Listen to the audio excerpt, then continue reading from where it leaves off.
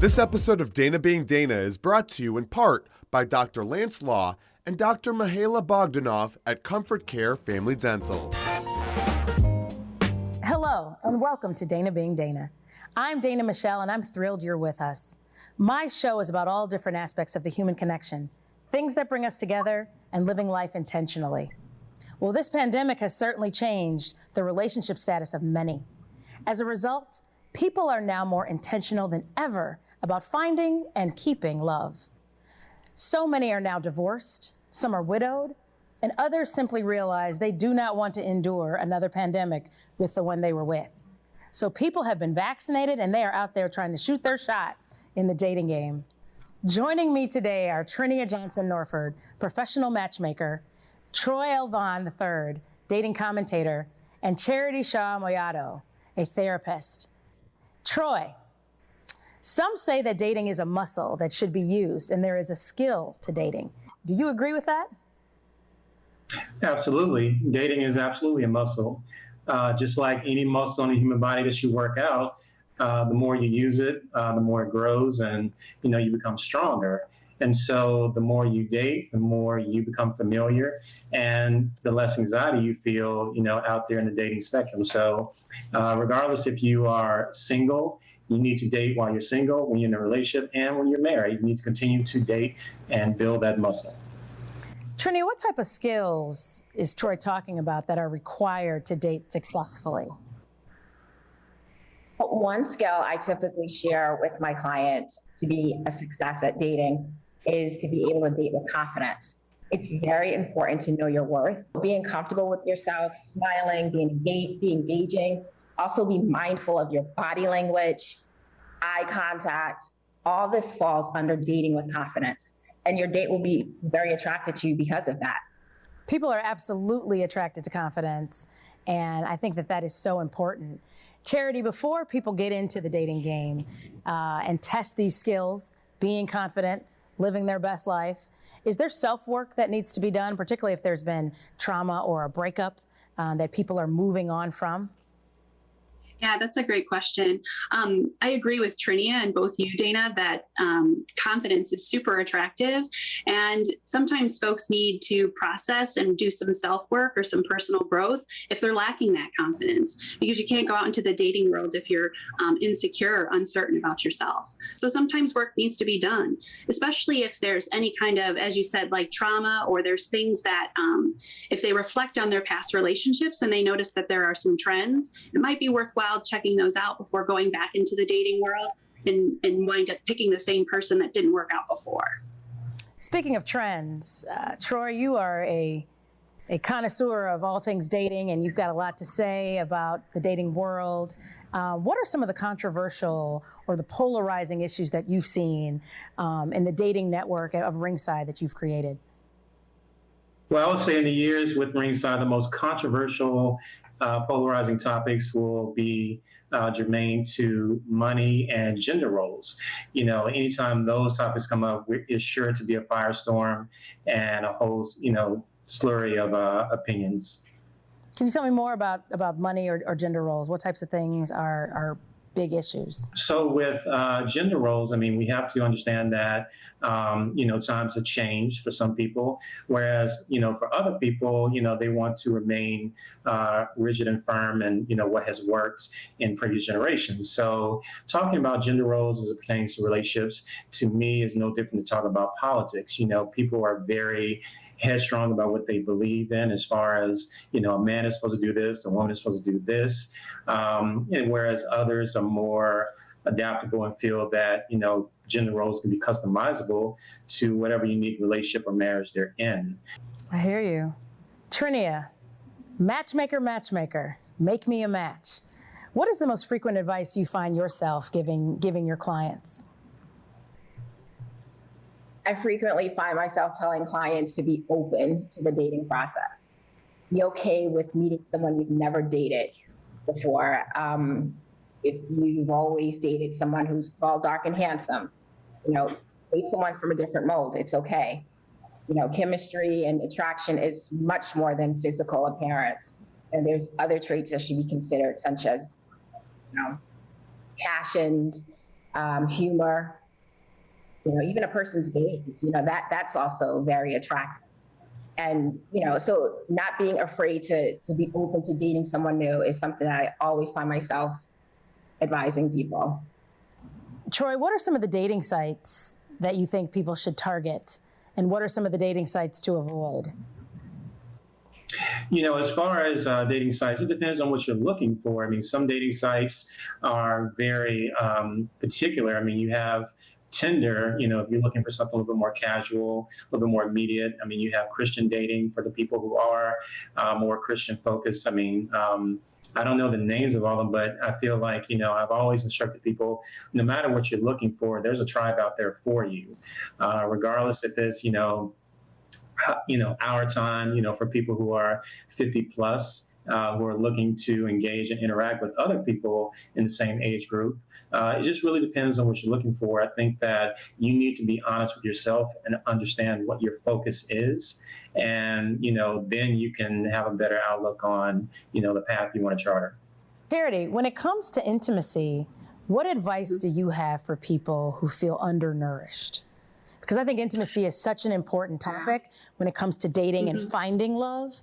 And I think I've heard a lot of people use the term sexless marriage, not great intimacy, bad sex life in an exclusive relationship. So what advice do you have for people in that space when they're looking for new love? Sure. I think our biggest sex organ is our brain. And so engaging that, communicating with one another can stimulate a lot of different interactions. It also helps define, what are you looking for? What am I looking for? So it's beyond just this physical attraction. It's taking it to the next level of intimacy. So once you're able to build that trust, you can create a safe environment where you're able to be yourself. And I think it's always great to remain curious about your partner and asking questions and showing interest. And that keeps things also in the long term exciting as well. Anyone else on that topic of intimacy and helping people reach a higher plane or a better potential when it comes to looking for love, future focus when it comes to intimacy? Yeah, communication. Communication should be the alpha and omega of, the interaction. So have that communication there, and, let that be the main ingredient you cook with, when it comes to building that intimacy. I like that. Let it be the main ingredient you cook with when it comes to intimacy. Trenia, go ahead. All right. No, I was just going to say, I mean, it's important to be able to tell the person you're dating how you feel and what you're experiencing. But it's equally important to keep in mind to process your feelings before actually communicating them, and also choosing the right time to communicate your feelings. Because after all, you want to be able to do it as effectively as possible. And so if you don't choose the right time and you start talking to someone when they first come home from work, they're not going to hear you. It's going to be all noise. So. And I like what you said about processing before you speak, because a lot of times you may just be reactive without the right processing time. And that too can lead to a disaster. Don't forget to listen. So it's one thing, ask for what you want, but also listen. Listen to what your partner needs and what they're interested in. Trenia, I want to talk to you about the list of must-haves, because I know you've had a client or 10,000 who've come to you with a list, right? Here's my list, and I want you to find me a match, right? What's wrong with the lists that people bring? Well, it's important to keep an open mind. That's what I tell my clients all the time. Keep an open mind. Look beyond physical characteristics. Try to get to know the person and their values, who they are, what they believe, what they think, what they want in life, how they even treat people they love. It's not all about height or body type that's going to get us through difficult times. So be more focused on things that are not of physical characteristics.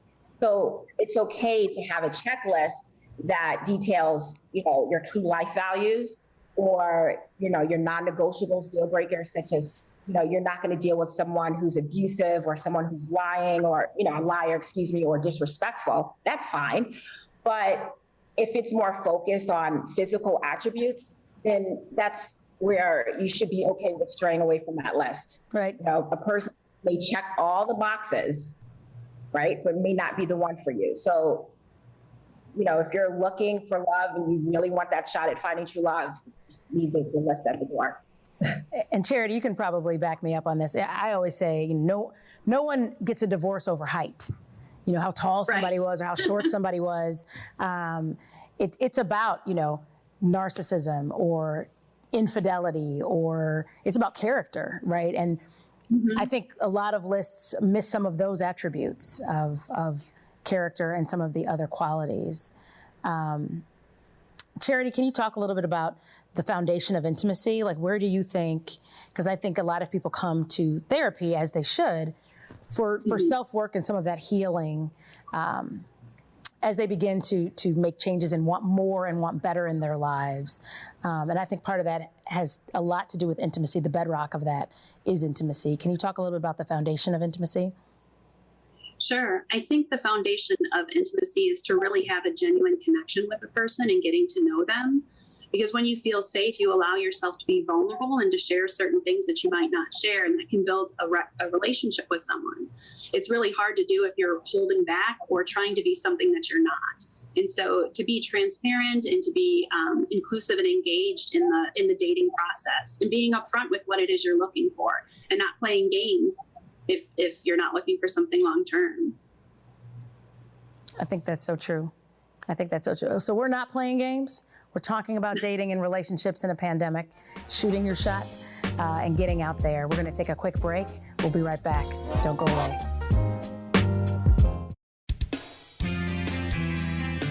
Hello, I'm Dr. Lance Law, part of the husband and wife team at Comfort Care Family Dental. I'd like to be the first to welcome you to our office. We strive to make every visit a relaxing and stress-free experience. The desires and needs of you and your family will be our primary focus in delivering the quality dental treatment you deserve. We offer a wide array of dental services. You can relax and enjoy most procedures all at our convenient state-of-the-art facility. Your dental needs will be well explained, and all questions will be answered by our educated and well-trained team. We pride ourselves in making every patient part of our dental family. We strive to be the dental provider where you will be proud to refer your friends and loved ones. Please give us the opportunity to be your new dental home.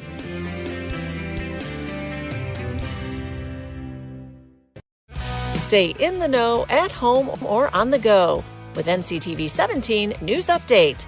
This quick recap of everything happening in and around town will be delivered straight to your email inbox for free. Sign up today. Welcome back to Dana Being Dana, where we are talking about love and relationships, dating in a pandemic. In the first segment, we talked about finding love. Now we are talking more about keeping love. Joining me now are Kimberly A. Cook, a divorce and family mediator from Dovetail Conflict Resolution, and Jocelyn and Aaron Freeman, couples coaches from Empowered Couples University. Thank you all so much for joining me. Jocelyn and Aaron, hard times are inevitable in life, right? There's no escaping that. What can couples do to better navigate those tough times? Yeah, that's a great question. It really comes down to being able to seek the skills to down-regulate your emotions. Because during hard times, what's usually happening is you're just reacting now to life. You're reacting to circumstances. So what do? You react to your partner. And so that does more damage to your partner. So, and even in tough times, having the skills to up-regulate your emotion, meaning anything could be going on. Can you generate joy? Can you generate gratitude? And so really that's the first piece. Second piece would be having a scheduled time to be vulnerable with one another, and not just sharing the functional activities and managing life, but actually scheduling the time to talk about your experiences with each other and with life during these tough times. Well, that's incredible advice. I think that's absolutely great. You talked about being vulnerable, and I think a lot of that comes from communication. Kimberly is a mediator and a divorce attorney. How important is communication? Oh my goodness.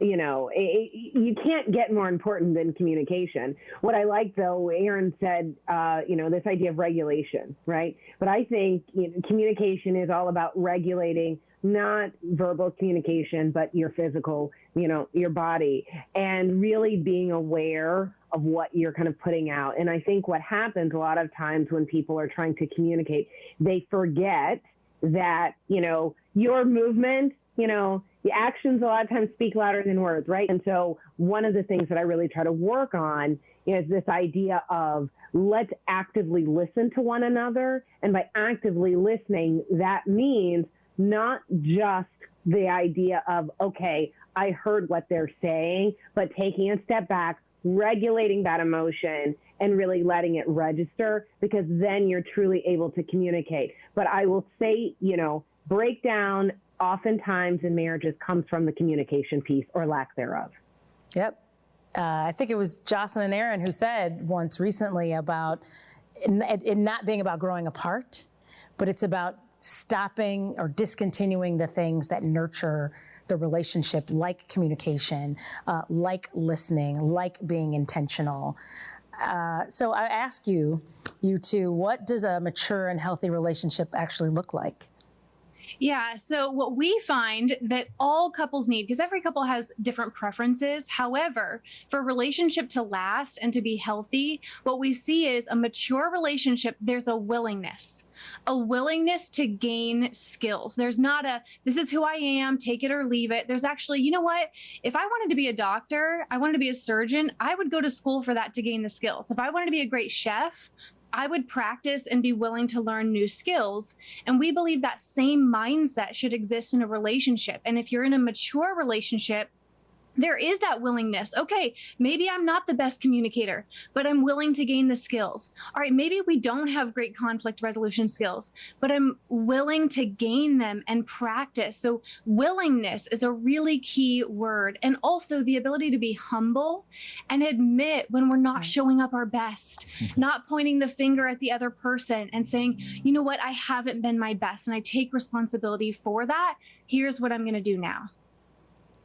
Can I just say that Aaron and Jocelyn are killing all these push points? I wanted to jump through here with this willingness. It's all about willingness, right? Totally. The willingness to work hard, the willingness to try, the willingness to listen, to communicate. You guys talked about this idea of vulnerability. It's all about the willingness to work. But I would even add to that, making sure you have that capacity to do that, right? Because not everyone has the capacity. And when we think about people who have narcissistic personalities or other issues where it really, truly is preventing them from that willingness to be humble, to be vulnerable, they just can't see it. And so if you find yourself kind of always being the person who's willing to try, willing to communicate, doing everything, I think that's where you really have that breakdown, really, whether it's mediation or in the process of divorce. When we think about, this idea of willingness, it's so important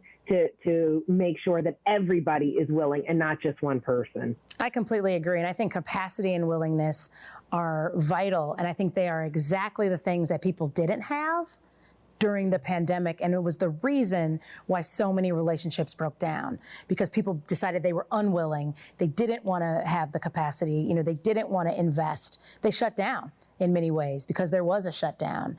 And so I think it was difficult to get your needs and wants met during such a trying time because people kind of reached their limit. And they said, enough, the whole attitude of this is who I am. I'm not changing. I'm going to do what I want to do. And you're going to either take it or leave it. And unfortunately, a lot of people left it. I had something I could add to that as well. Sure. Communication, I think, as we all know, is not just talking. It has a huge part to do with listening, but also knowing yourself. So when it comes down to being able to communicate something like needs, especially when you're in a more challenging season, one of the things you have to do is start to pause and reflect for yourself. Am I even clear what I'm feeling? Am I even clear why I am feeling that way? If we're talking about someone thinks they're communicating just by openly sharing and saying whatever comes to them, well, you're normally probably sharing criticisms or complaints and blaming. And that's not really communication. That's circulating emotion out towards your partner like they're a punching bag. But to communicate is to first recognize what you're feeling, maybe why you're feeling that way, then Ask your partner, hey, is now a good time? I'd like to talk about our intimacy. I'd like to talk about our communication, because people didn't just do what otherwise? They blindside the other partner. They're cooking dinner, they're managing the kids, and just because you want to talk about it, you say, oh my gosh, our intimacy is so bad, it's not working, it's been so challenging. Whoa, wait, where is this coming from? So ask your partner, hey, is now a good time? I'd like to talk about increasing our intimacy so we can be even closer. I like that, setting aside the time to communicate your needs. I want to focus on one thing that Jocelyn and I discussed in that human moment. It was one of my favorite quotes, and she said that we all have our human moments. We all have times where we mess up. We all have times where we fail, and we can always do better. How do you counsel clients on forgiveness? Well, for forgiveness and forgiving our partner, it often starts with, have you been able to forgive yourself? And a lot of people hold grudges even on themselves, and they beat themselves down, and they're so hard on themselves. And so then, of course, they translate that into their partner. And what's missing a lot of times is grace and compassion and remembering that they're human. We have this visual that we put in our book where it's all these expectations of our partner, and they have to play like 30 roles in any given day. That's overwhelming. And so if your partner has a moment of being human, not showing up their best, can you forgive and realize, wow, like there is a lot on their plate. There's a lot on their shoulders. What would I might be able to offer to them instead of criticism or feedback or telling them where that's not good enough actually would be a compliment or acknowledging them or telling them they're doing a great job. And we can forget that so often. Yes. You know, one of the things I think when I think about this idea of not just forgiveness is perspective, right? We have our lens of what's going on in our day-to-day lives, what's going on in the relationship from our perspective. And so when we think about this idea of being able to forgive others or forgive ourselves, we really have to identify the perspective from which we're looking from. And one of the things that, you know, from a ground point, when I start having these conversations with clients, really comes from, let me hear your perspective of the issue. So what's really going on? Where is the breakdown? And I will tell you, it's really revealing, because once people identify, you know, this is how I'm feeling and this is why I'm feeling the way that I'm feeling, it's really more than just kind of, you know, what is at first blush. So it's really a deeper dig. And I think Aaron touched on something a little bit ago, which was really about taking that step back and really asking yourself, what are my needs? What are my interests? Because that's really going to drive a lot of issues, including your ability to forgive, your ability to move forward, your ability to, you know, effectively communicate. So I do think that when we think about these elements, you know, perspective has a lot to do with all of the components together. Then on a separate kind of, you know, Dana, you mentioned the idea of the pandemic, and one of the things I would just add to the pandemic, I think that what had happened with the pandemic, and you talked about boundaries, there were a lot of people who really had this opportunity to say, you know what, I'm not willing anymore to go forward in the way that I was before. We were all kind of on a hamster wheel. We were all so busy. We were all rushing. And then really, March of 2020, it was full stop for everybody. You had nowhere to go. You had nothing to do. You were all in the house. And I think that it was really the opportunity for people to say, am I willing to put up with what I've been putting up with or masking over the last couple of years? So I think that allowed a different movement in different ways on a going forward. And though I would say that there are some couples who I think strengthened during the pandemic because they were stopped in kind of the rat race of life and they were able to focus on the relationship, whereas others were able to say, you know what, it really isn't working, and we were just kind of masking things as we were kind of, you know, just living life because we all get busy. One last question for each of you. Some people say that finding love is the easy part and keeping love is harder. What advice do you have for people to stay together, whether it's new love or old love? Yeah, I love this word, and I've been talking about it a lot, about resilience. And it's so interesting. Our training, like even our conditioning in society through movies and just the conversations out there, is wanting the highlight reel. We want all the fun moments. We want the meeting the person, and we want the engagement and the wedding, and then having the kids and buying the house and posting on Instagram. And then what do we not want? The challenges. Oh, no, I don't want that. So we see a lack of resilience in relationships. We want all of the good and none of the challenging. And so for people who are committed to not just finding love, but keeping love, you want to be able to build your resilience and your ability to withstand and work through challenges. And we believe, we've been talking a lot about this lately, that true intimacy can actually be formed through the challenges, not always the great times. And so that means developing yourself and your relationship to have the tools to communicate through challenges. We train couples on how to have hard conversations before you're at a crisis point. How can you be honest with each other, be vulnerable, say the hard things. Here's the last thing I'll say before switching is, we see a lot of times, I'd be interested in Kimberly if she'd agree with this, we see a lot of times that divorces happen not because of fighting too much. Of course, there are those cases, but even more often, we see couples at that breaking point because they've been avoiding conflict. I don't want to fight. I don't want to have these conversations. And so it's this suppression and constantly avoiding the conversations that need to happen. That's so where I was headed, which is, for me, I would say, honesty. And I know it sounds simple, but here's the thing. I think when we talk about honesty, it's honesty with yourself and with your partner. To Jocelyn's point, this idea of not having conversations, avoidance, what that does is build resentment. And it builds and it builds and it builds and it builds.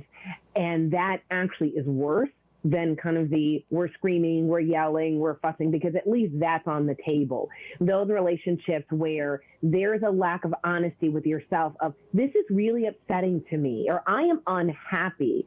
It's enough to be unhappy in a relationship, even if all the bells and whistles and everything else are going well. You live in a great house, you've got great healthy kids, but you're unhappy for whatever the reason is.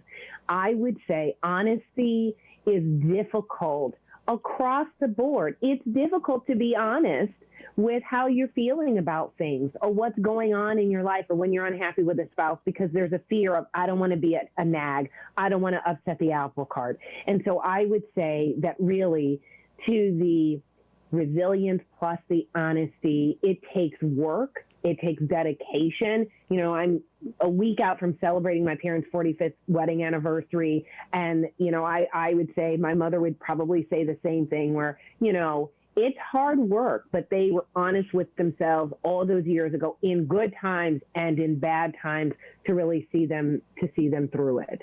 It's tough. If all relationships fail but one, how do you make that one successful?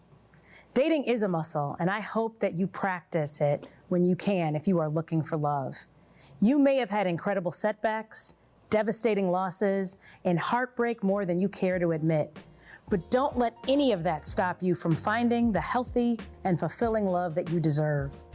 Thank you to my guests for joining me for this discussion and for the way that you bring people to love. I do not promise to be an expert, nor do I have all the answers. I'm just Dana being Dana. See you next time. This episode of Dana Being Dana is brought to you in part by Dr. Lance Law and Dr. Mihaela Bogdanoff at Comfort Care Family Dental.